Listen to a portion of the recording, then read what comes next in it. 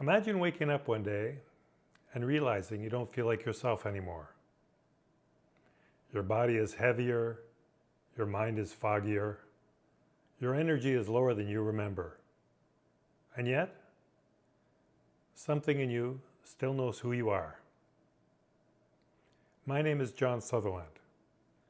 I'm 67 years old, and I spent my life studying how the body changes, heals, and reawakens. Not in theory, but in lived reality.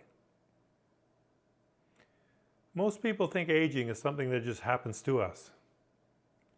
But the truth is simpler. Your body adapts to how you live, and it can adapt back.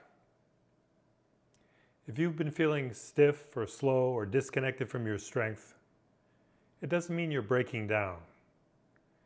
It means your body is waiting for you to return.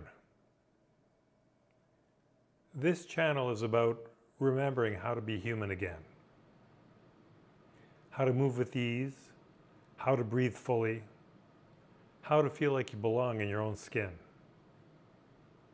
Not by pushing harder, not by chasing motivation, but by reconnecting with the intelligence your body never lost.